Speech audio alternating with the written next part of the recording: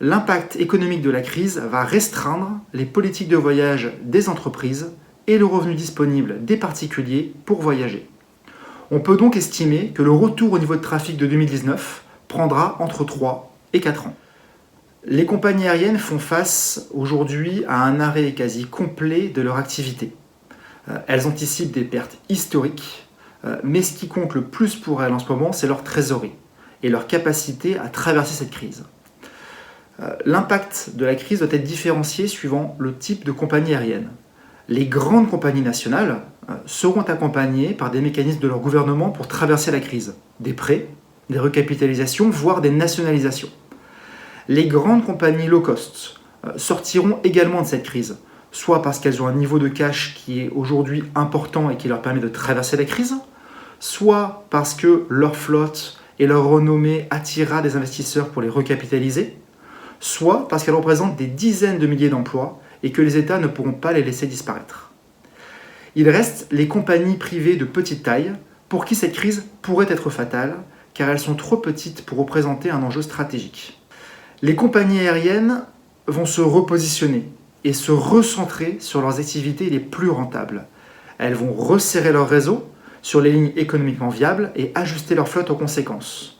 Alors cet ajustement se fera à plusieurs niveaux. Le premier, c'est le retrait de la flotte des avions les plus anciens, les plus coûteux en entretien et en carburant. Le deuxième, c'est le décalage de livraison des avions qu'elles devaient recevoir de la part des avionneurs. Et le troisième, c'est l'annulation de commandes qui avaient été passées aux avionneurs. Alors, le trafic aérien va être durablement réduit, avec des besoins en nouveaux avions de la part des compagnies aériennes qui vont être diminués dans les années à venir. On estime pour la période 2020-2024 une diminution comprise entre 40 et 60% de la demande d'avions neufs par rapport au point haut que l'on avait connu en 2018. Donc cette phase de forte baisse pourra être suivie d'un retour au niveau de 2018 à partir de 2025, voire d'un rebond à partir de cette date-là si on a un rattrapage de la croissance. Mais dans l'intervalle, la demande en avions neufs est largement réduite. Donc face à cette demande en forte baisse, les avionneurs vont devoir adapter à la baisse leur cadence de production.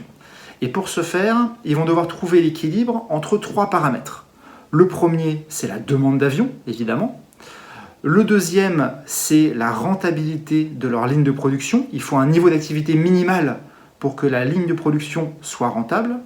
Et le troisième, c'est le niveau d'activité minimal pour que les sous-traitants puissent survivre durant cette crise.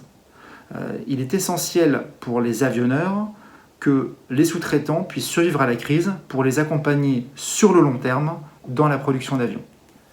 Enfin, cette crise elle aura évidemment un impact sur l'emploi, puisque l'ensemble des acteurs de la chaîne de valeur vont se reconfigurer sur la base d'un niveau d'activité qui sera inférieur après crise qu'avant crise.